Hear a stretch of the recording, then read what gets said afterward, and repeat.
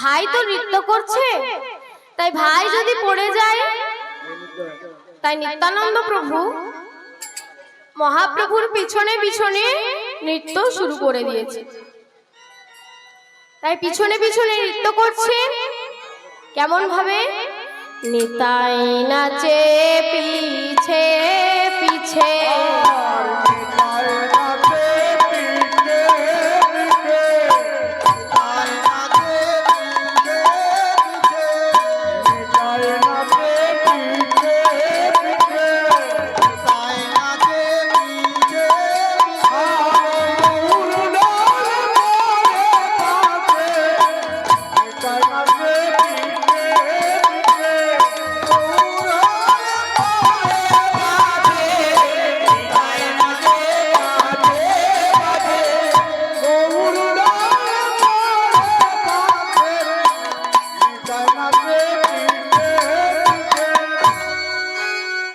তাই এইভাবে পিছনে পিছনে নৃত্য করছে।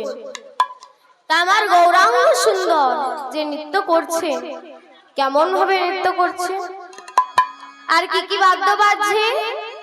নাচত গৌর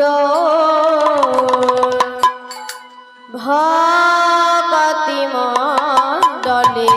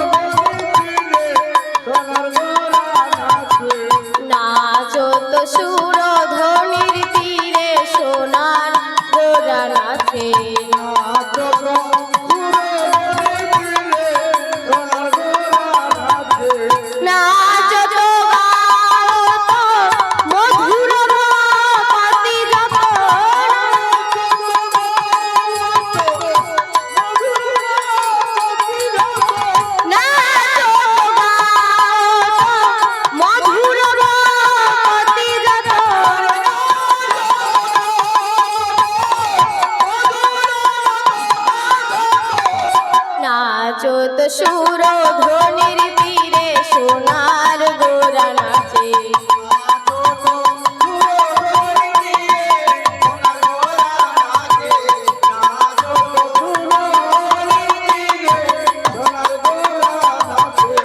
নাচে সোনার গোরা, নাচে সোনার গোরা,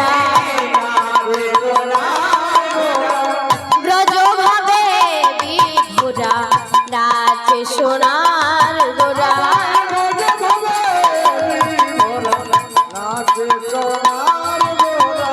ব্রজ ভাবে বিভুরা, নাচে সোনার গোরা,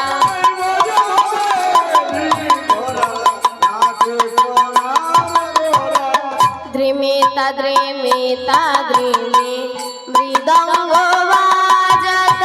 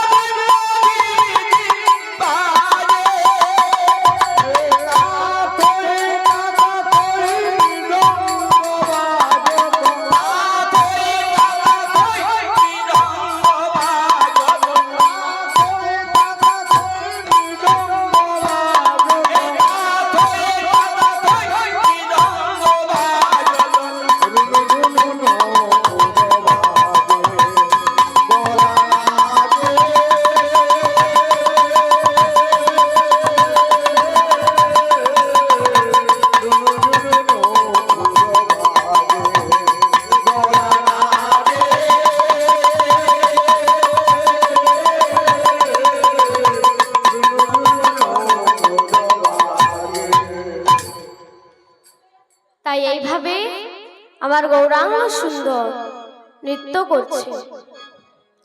আর অদ্বৈত প্রভু যিনি হয়েছেন ওই কৈলাসপতি ভোলানাথ, তিনিও নৃত্য শুরু করে দিয়েছেন।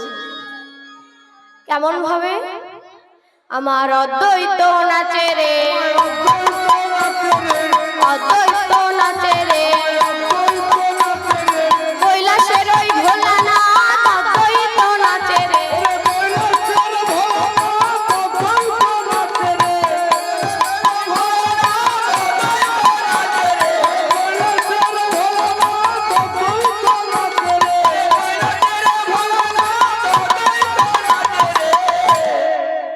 আজ আমার অদ্বৈত প্রভু নৃত্য করছে। তাই এইভাবে নৃত্য করতে করতে কতগুলি নদের নাগরী তারাও নৃত্য শুরু করে দিয়েছে। কেমন ভাবে? নাচে নদের নাগরী,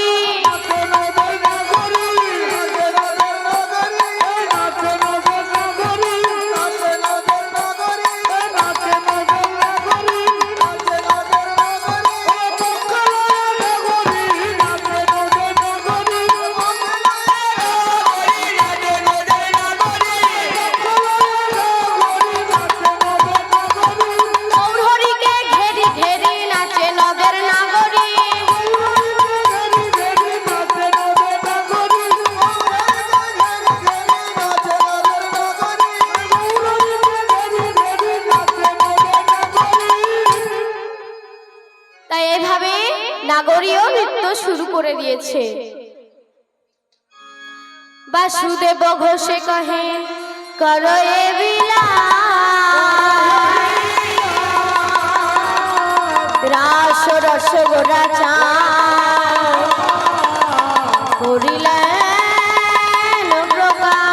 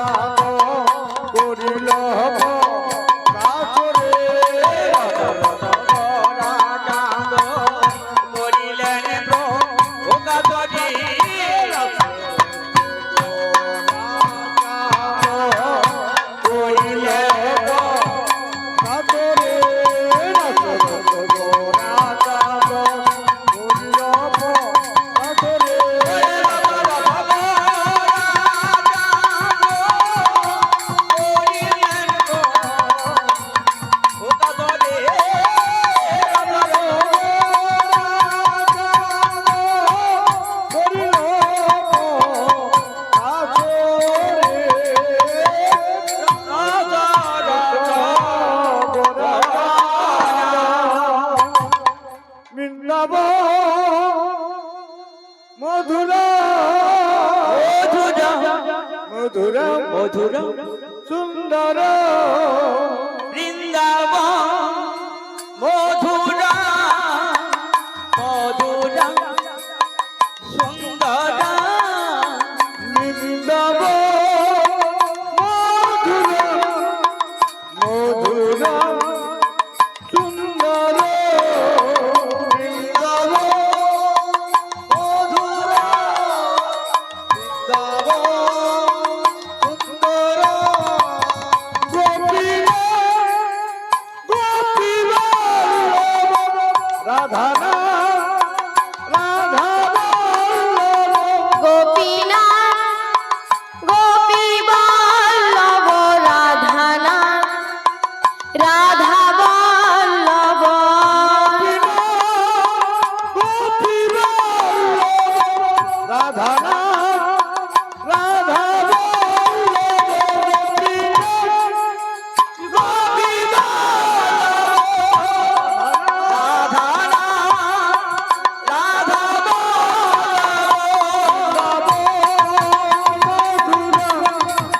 মধুরা সুন্দর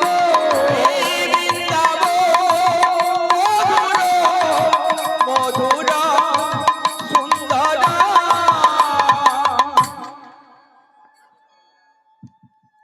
তা ভক্তমণ্ডলী মায়েরা, এতক্ষণ আমরা কোথায় ছিলাম? ওমা, এতক্ষণ আমরা কোথায় ছিলাম? নবদ্বীপে। এখন আমরা যাব কোথায়? যাব এখন আমরা বৃন্দাবনে যাব। তা বৃন্দাবনে যেতে গেলে কি বলতে হয়? রাধে রাধে বৃন্দাবনে যেতে গেলে রাধে রাধে বলতে হয়। দেখি কারা কারা বৃন্দাবনে যাবেন, দুটি বাহু তুলুন। রাধে রাধে সকলে বৃন্দাবনে যাবে। আচ্ছা চলুন, যারা যারা বৃন্দাবনে যাবে দুটি বাহু তুলে এই মনটাকে সঙ্গে নিয়ে আমরা বৃন্দাবনে চলে যাব। मेरा मन पंछी भूले, मेरा मन पंछी भूले, उड़ वृंदावन जाओ, ब्रज की लता बताओ, मैं राधे राधे गाओ।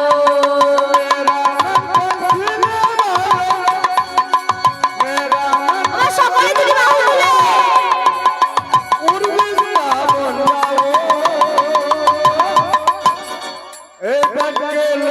बताओ राधे राधे गाओ राधे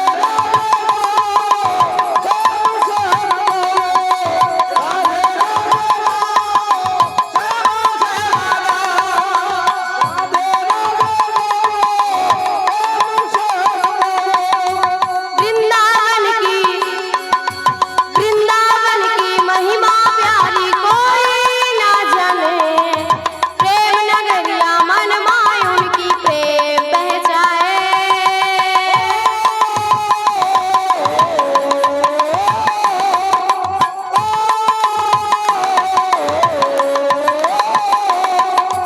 वृंदावन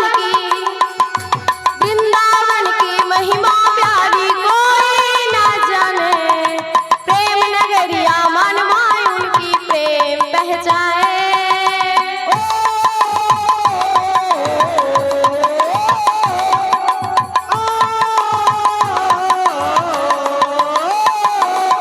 ओई ब्रज गलिया में झूम झूम के, ब्रज गलिया में झूम झूम के, मन के तखन बुझाओ, ब्रज की लता बताओ, मैं राधे राधे गाओ।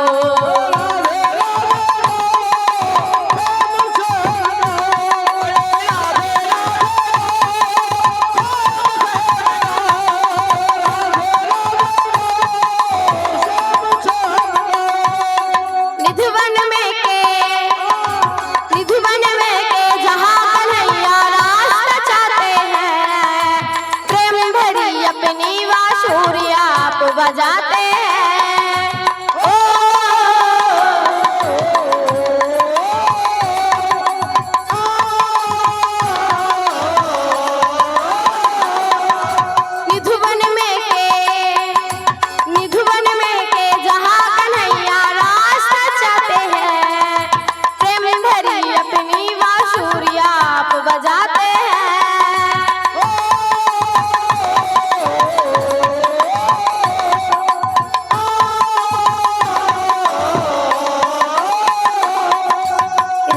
संग नाचाई सावरिया, राधा संग नाचाई सावरिया, दर्शन करती जाओ, ब्रज की लता बताओ, मैं राधे राधे गाओ।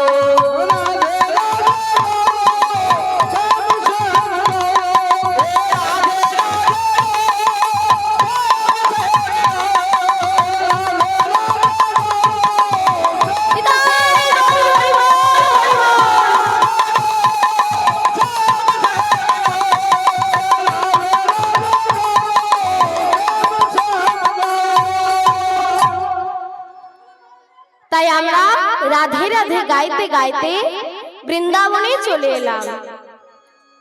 বৃন্দাবনে কি হয়েছে না, আজ কি হয়েছে? কৈলাসে ভোলানাথ মহেশ্বর ধ্যানে বসে আছে।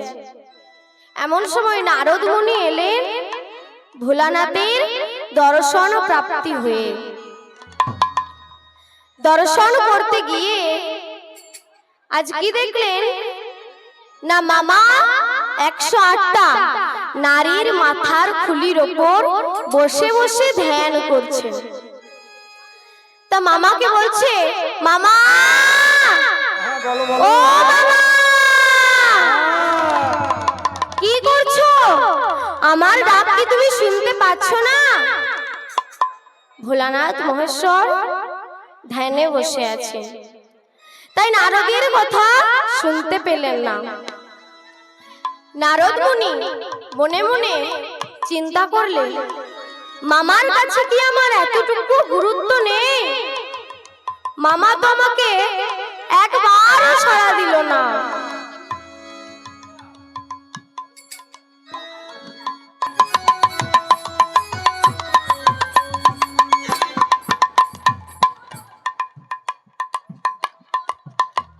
তাই আজ নারদ মুনি চিন্তা করছে, মামার কাছে কি আমার এতটুকু গুরুত্ব নেই? মামাকে এত করে ডাকলাম, কই মামা তো সাড়া দিল না। তখন নারদ মুনি চিন্তা করছে, আমি যখন মামার ডাক শুনতেই পেলাম না, তাহলে কিছু তো একটা গন্ডগোল পাকাতেই হবে। তাই কি করলো, মা পার্বতীর কাছে ছুটে গেল, গিয়ে বলছে, মামি ও মামি, মামি। মামি বললো, কি রে নারদ, কি হয়েছে? বলল, মামি আমি কি দেখলাম জানো? তখন মামি বলছে, তুই ওইসব বাদ দে, আগে বলতো আমার বাপের বাড়ির আমার মা বাবা আমার গুরুজনেরা কেমন আছে? নারদ মহামুনি তো বাবা এক জায়গার মানুষ নয়, এদিক ওদিক সর্বত্রই বিচরণ করে। তাই নারদকে যখন কাছে পেয়েছে, তখন মা পার্বতী বাপের বাড়ির খবর জানতে চাইছে। তখন নারদ বলছে, মামি সব ঠিক আছে, কিন্তু একটা জিনিস কিছুতেই ঠিক নেই। কেন রে নারদ, কি হয়েছে? মামি আমি কি দেখলাম জানো? কি দেখলি নারদ? আমি দেখলাম। বল কি দেখলি? না না মামি, আমি তোমাকে বলতে পারবো না। কেন রে নারদ, তুই আমাকে বল, আমি কিচ্ছু বলবো না। মামি আমি বলছি, তোমাকে মামা ভালোবাসে তো? বল হরি বল। তখন মা পার্বতী বলছে, এ কি রে নারদ, তুই না আমার ছেলের মতো, তোর এইসব কথা জিজ্ঞাসা করতে লজ্জা লাগে না? তখন নারদ বলছেন, মামি বলো না। তখন মামি বলছে, তুই ওইসব বাদ দে তো, আগে বল তোর কি হয়েছে। মামি আমি দেখলাম। না না আমি তোমাকে বলবো না, কি হয়েছে আমায় বল। মামি আমি তোমাকে বলবো, আগে তুমি ত্রিসত্য করো যে এই কথাটা শুনে তুমি আমাকে কিচ্ছুটি বলবে না। তাই হবে নারদ, আমি তোকে কিছু বলবো না, বলবো না, বলবো না। তখন বলল, তাহলে শোনো মামি, আমি দেখলাম মামা ওই শ্মশানে 108টা নারীর মাথার খুলির ওপর বসে বসে ধ্যান করছে। সে কি রে নারদ, আমার কি মনে হয় জানো মামি, আমার মনে হয় ভোলানাথ মহেশ্বর অর্থাৎ আমার মামা আগের জন্মে হয়তো তাদেরকে ভালোবাসতো, তাই তাদের কথা ভুলতে পারছে না। তাই ওই মেয়েগুলো 108টা নারীর মাথার খুলির ওপর বসে বসে ধ্যান করছে। তাই তখন পার্বতী মা বলছেন, সে কি রে নারদ, তুই ঠিক দেখেছিস তো? মামি, আমি ঠিকই দেখেছি। আবার কি জানো তো মামি, মামা এমন ধ্যান করছে আমার ডাকে সাড়া পর্যন্ত দিল না। তখন মা পার্বতী কি করেছে, ঝাঁটাটা নিয়ে দৌড়তে দৌড়তে যাচ্ছে ভোলানাথ মহেশ্বরের কাছে। তখন নারদ বলছে, ও মামি, মামি শুনে যাও, কি হয়েছে? তুমি মামাকে আমার নামে কিচ্ছুটি বলো না, তুমি বলো না যে আমি তোমাকে এই কথাগুলো বলেছি। আচ্ছা তাই হবে। তাই মা পার্বতী ছুটতে ছুটতে গেলেন ভোলানাথ মহেশ্বরের কাছে। ছুটে গিয়ে ভোলানাথ মহেশ্বরকে ডাকছে, কিন্তু তিনি ধ্যানে মগ্ন, তাই তার ডাক শুনতে পেলেন না।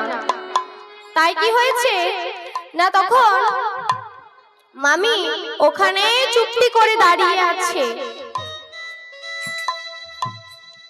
আছে আর মনে মনে ভাবছে কখন যে প্রভুর ধ্যান থেকে উঠবেন। তাই তখন প্রভুর যেই না ধ্যান করা শেষ হয়েছে, প্রভু এবার ধ্যান থেকে উঠেই দেখে মামি অর্থাৎ ওই পার্বতী আমার সামনে দাঁড়িয়ে আছে। ভোলানাথ মহেশ্বর বলছেন, এ কি পার্বতী, তুমি এখানে কি করতে এসেছো? প্রভু আপনি আগে বলুন, আপনি কার মাথার খুলির ওপর বসে বসে ধ্যান করছেন? ও তোমাকে জানতে হবে না পার্বতী, চলো বাড়ি ফিরে চলো।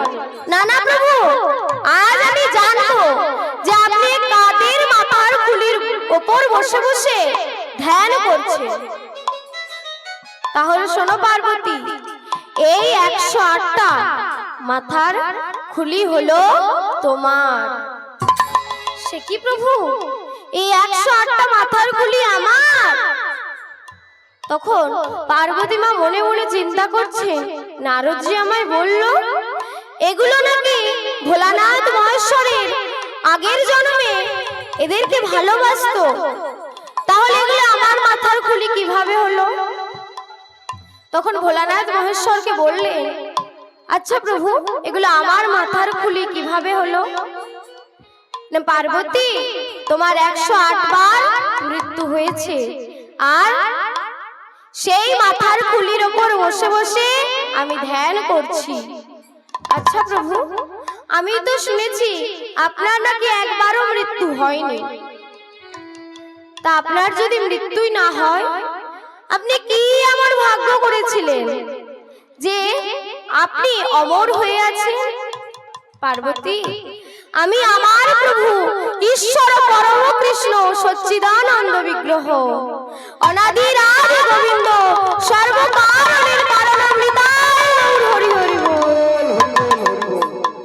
আমি তার ধ্যানে মগ্ন থাকি, আমি তার সর্বোত্তম লীলা রাস লীলা আস্বাদন করেছি, তাই আমার একবারও মৃত্যু হয়নি। তাই গৌর হরি হরি বল। তাই বলল, প্রভু আপনাকে একটা কথা বলবো।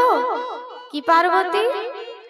না আপনি ওই আপনার প্রভু ভগবান শ্রীকৃষ্ণের ওই রাসলীলা আমাকে শ্রবণ করাতে পারবেন?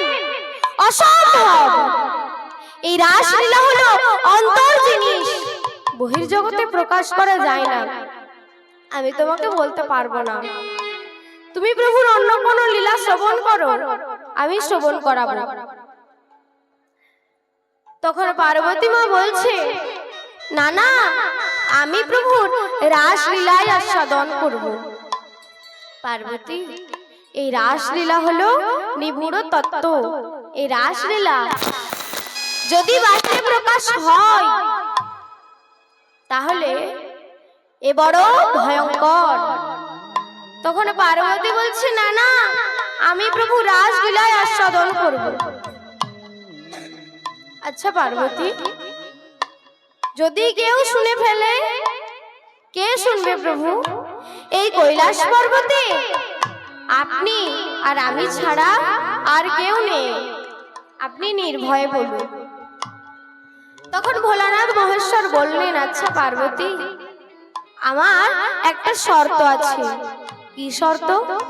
আমি যতক্ষণ তোমাকে রাসলীলা আস্বাদন করাবো ততক্ষণ তুমি হু দিয়ে যাবে। যদি তোমার হু দেওয়া বন্ধ হয়ে যায় তাহলে আমি জানবো যে তুমি ঘুমিয়ে পড়েছো, অথবা তুমি আর রাসলীলা আস্বাদন করতে চাও না। আচ্ছা প্রভু, তাই হবে। তাই মা পার্বতী একটু একটু করে রাসলীলা আস্বাদন করছে। এই আস্বাদন করতে করতে কি হয়েছে না, প্রভুকে বলে চলেছে আবার কিছুক্ষণ পর বলছে এই হু দিতে দিতে কি হয়েছে না, প্রভুর ওই রাসলীলা আস্বাদন করছিলেন আর একজন। সে কে না, সে হলো ওই ভগবান অর্থাৎ ভোলানাথ মহেশ্বর।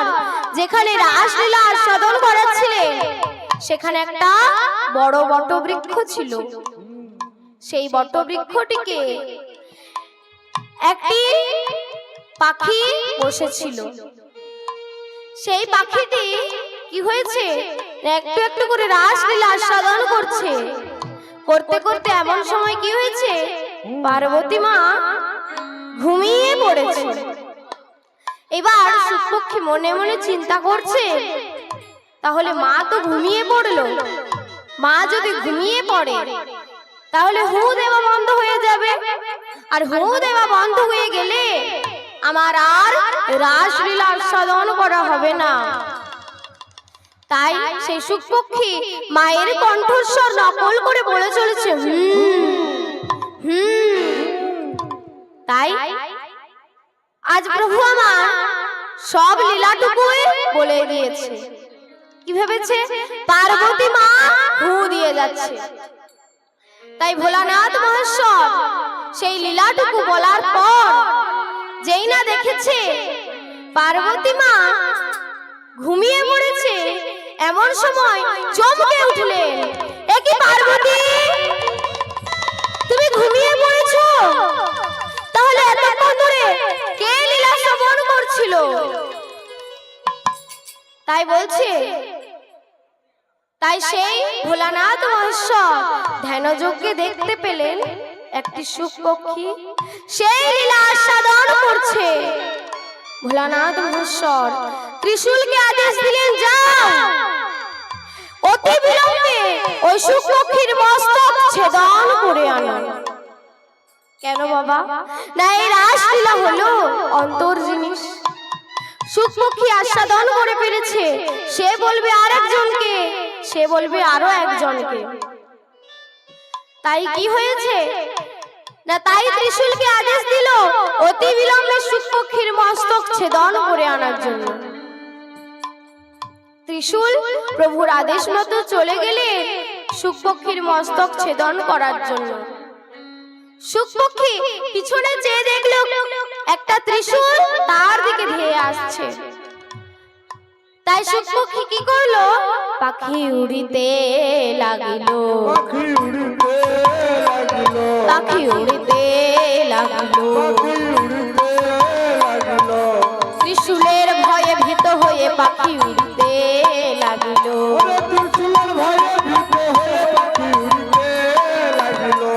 ত্রিশূলের ভয়ে ভীত হয়ে পাখি উড়িতে লাগিল।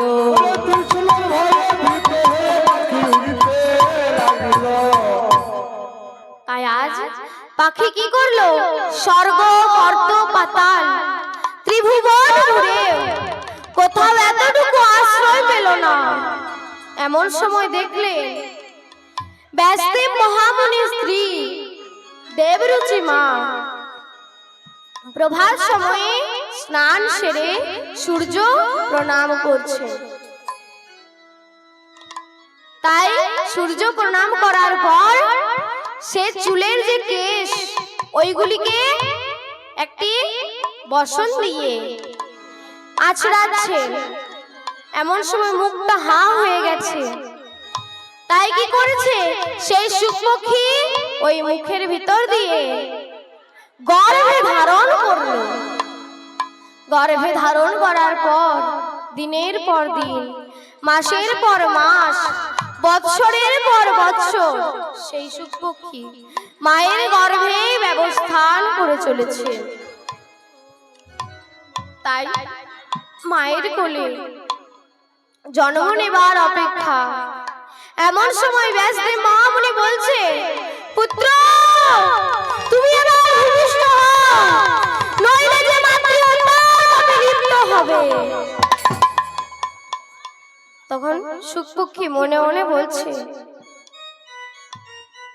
আর পিতাকে বলছে, পিতা গো, আমি যদি এখন ভূমিষ্ঠ হই, এই মায়া আমাকে হরণ করে নেবে। আমি যে রাস আস্বাদন করেছি।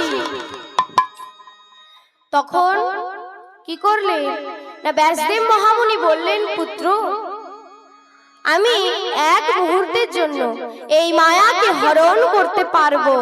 সেই এক মুহূর্ত সময়টুকু কতটা না, একটা গরু সিংহের উপর একটা সরিষা যতক্ষণ স্থায়ী ঠিক ততক্ষণ।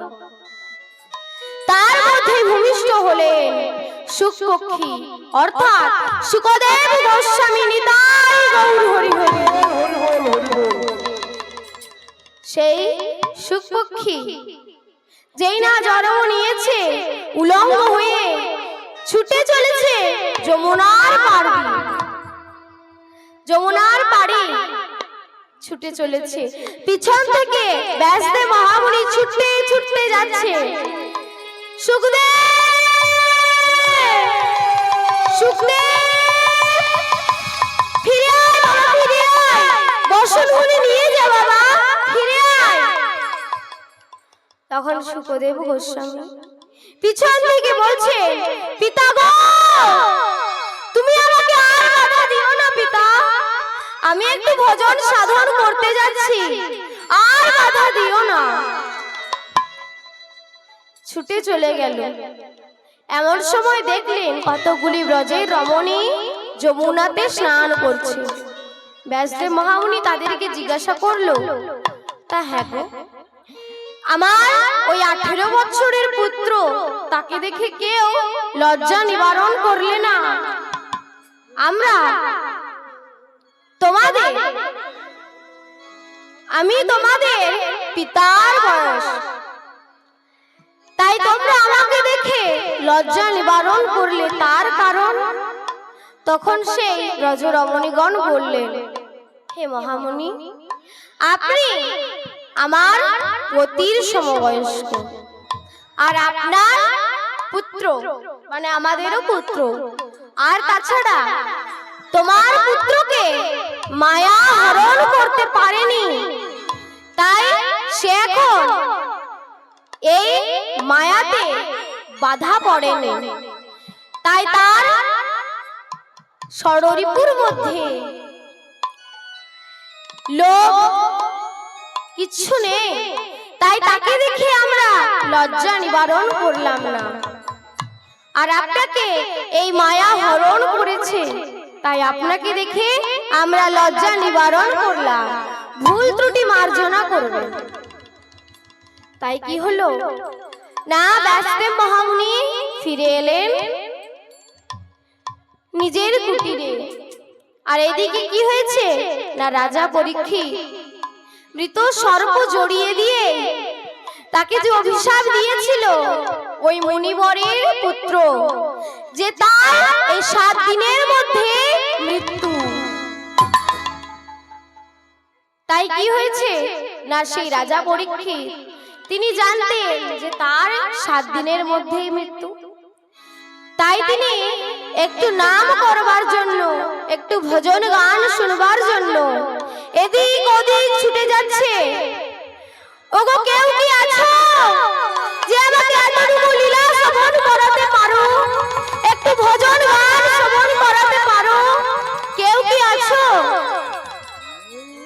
কেউ পারলেন না।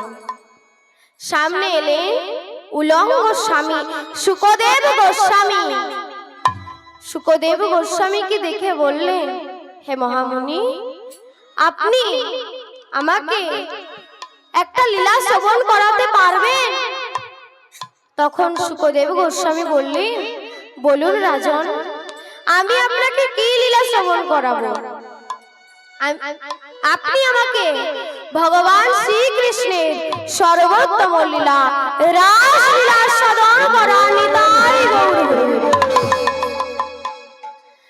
তাই আজকের লীলার বক্তা হলেন শুকদেব গোস্বামী আর শ্রোতা হলেন রাজা পরীক্ষিত।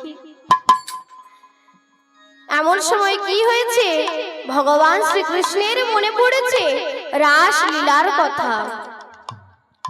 ভগবান পিতা রাত্রি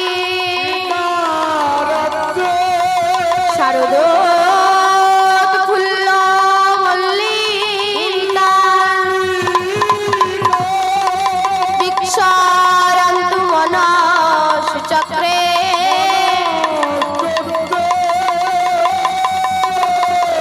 যোগ মায়া মোপাশ্রিতা।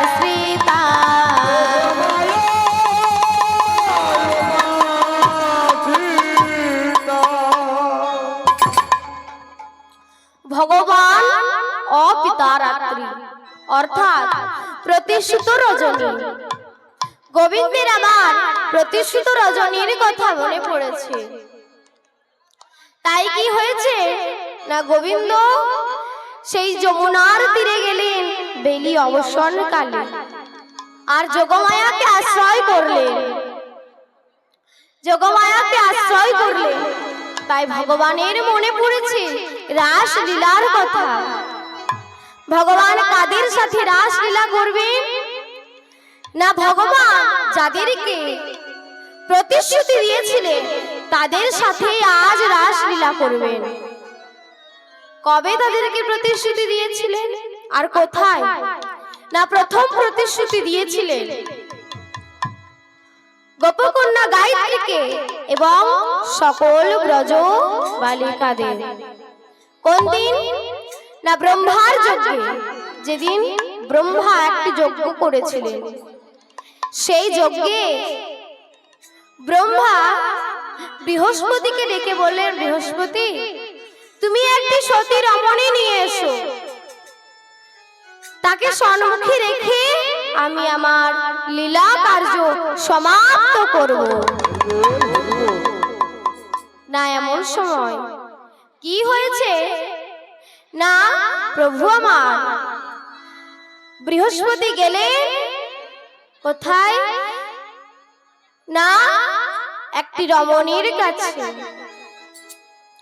তার কাছে গিয়ে সকল কথা খুলে বললেন।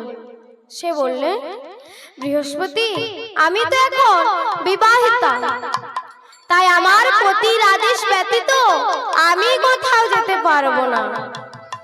ফিরে গেলেন ব্রহ্মার যজ্ঞে। ব্রহ্মার যজ্ঞে ফিরে গিয়ে সকল কথা বললেন। ব্রহ্মা দেবরাজ ইন্দ্রকে ডেকে বললেন, দেবরাজ ইন্দ্র, আপনি একটি সতী রমণী নিয়ে আসুন, তাকে সম্মুখে রেখে আমি আমার লীলা কার্য সমাপ্ত করব। তাই আজ কি করলেন, দেবরাজ ইন্দ্র গেলেন গোপকন্যা গায়ত্রীর নিকট।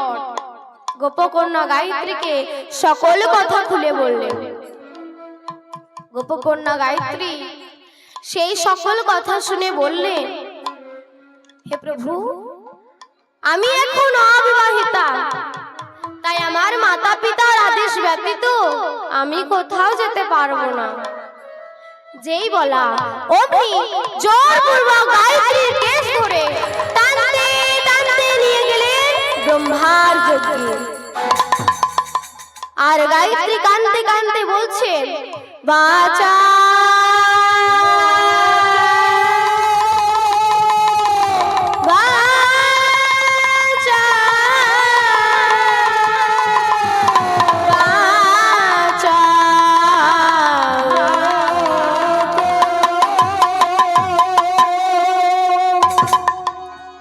গোপকন্যা গায়ত্রী যেই না ব্রহ্মার যজ্ঞে এসেছে, পিছন পিছন ছুটতে ছুটতে গেলেন সকল গোপবৃন্দ।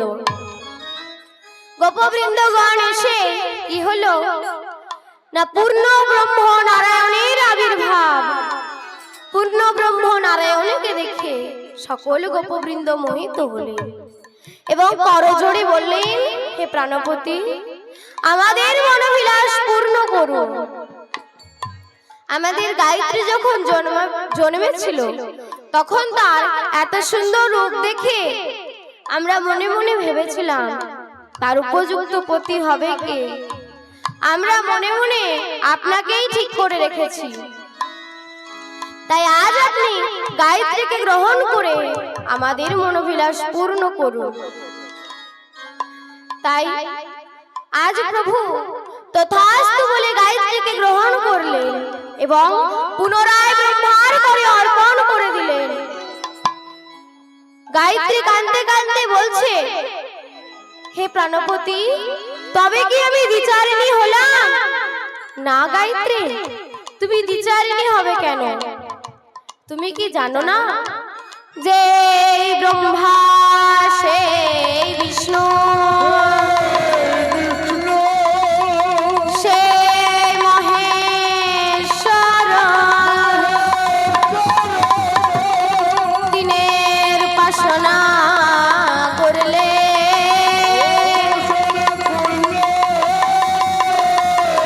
একের উপাসনা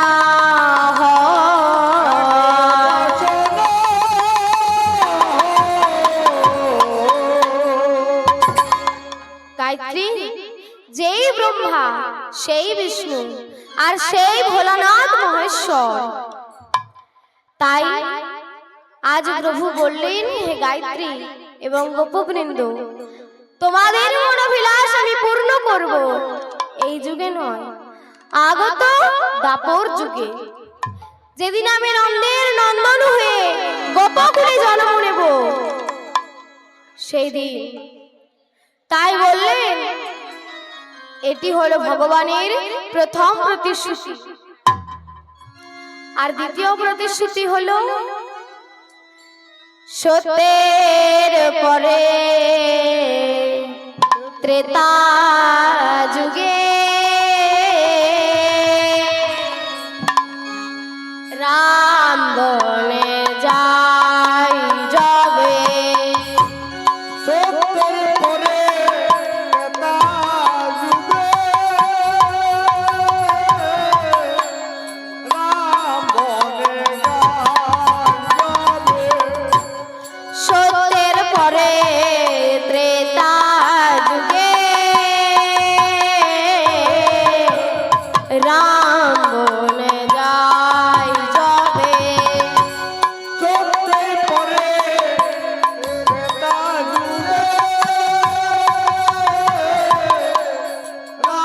বনে যাবে। পিতৃ সত্য পুরিতে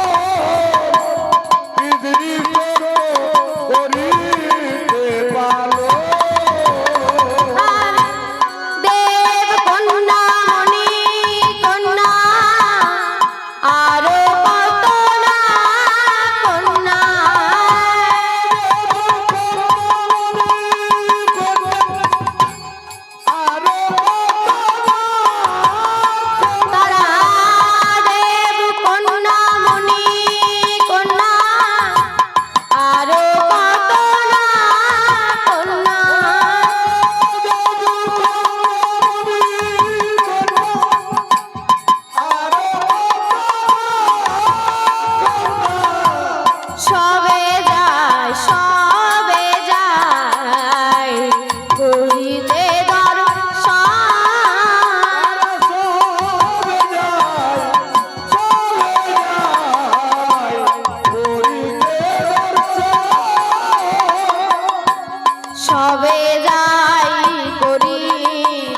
দর্শন সবে যায় করিতে দর্শন। ত্রেতা যুগে প্রভু রামচন্দ্র যেদিন পিতৃ সত্য পালনের জন্য 14 বছরে বনবাসে যাচ্ছিলেন, সেদিন দেবকন্যা মুনিকন্যা প্রভুর রূপ দেখে মনে মনে বলেছিলেন, রামের বদন হেরি সবার নয়নে বাড়ি।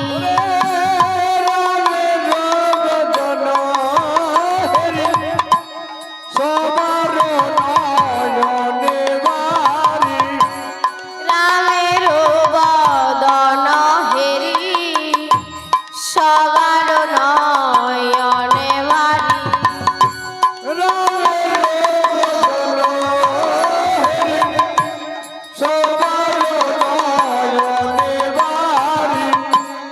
আর তারা বাতু করে মনে,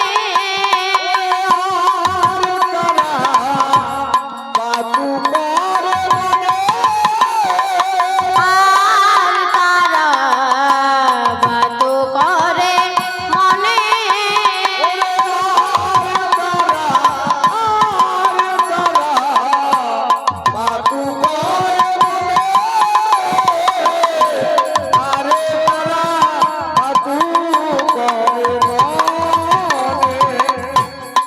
আমাদের পতি হলে হারের শনি রাখতাম গলে।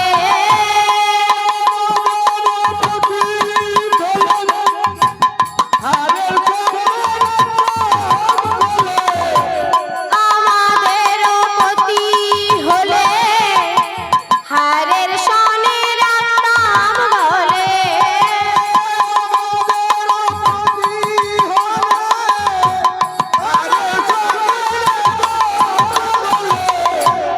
যাইতে দিতাম না মোরা বনে,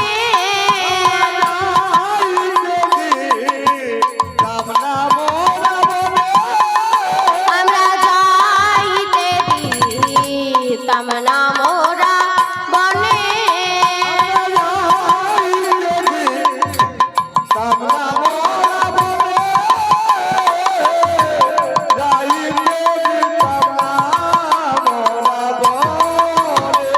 আমরা বনে যেতে দিতাম না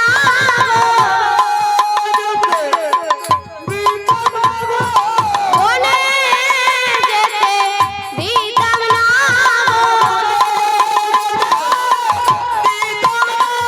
এই হারের সামনে রাখতাম গলে, বনে যেতে দিতাম না।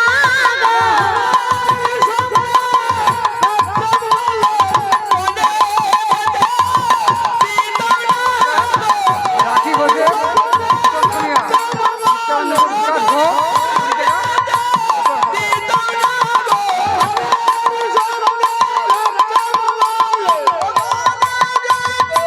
নিতাই গৌর হরি হরি বল।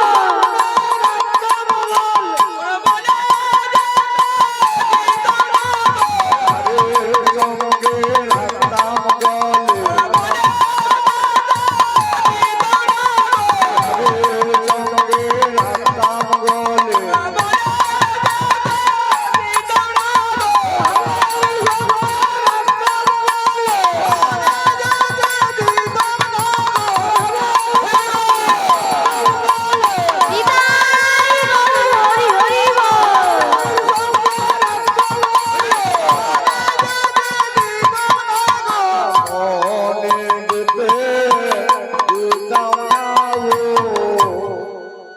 তাই আজ কি হয়েছে না প্রভু আমার তাদেরকে প্রতিশ্রুতি দিলেন, হে গোপবৃন্দ, আমি তোমাদের মনোবিলাস পূর্ণ করব।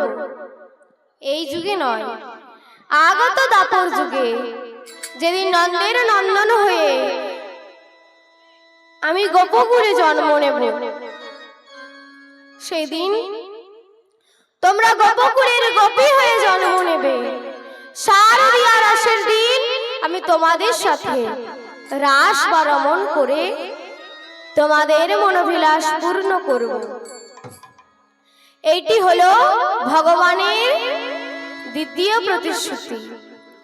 আর তৃতীয় প্রতিশ্রুতি হলো বৃন্দাবনে গোপীদের নিকট। যেদিন ব্রজগোপীগণ মা কাত্যায়নীকে ডেকেছিলেন, তারা সারাটি কার্তিক মাস ধরে কাত্যায়নীর মূর্তি নির্মাণ করে মাসের শেষে উদযাপনা দিয়ে গললগ্নিকৃত বাসে মা কাত্যায়নীকে ডাকছেন। ওরে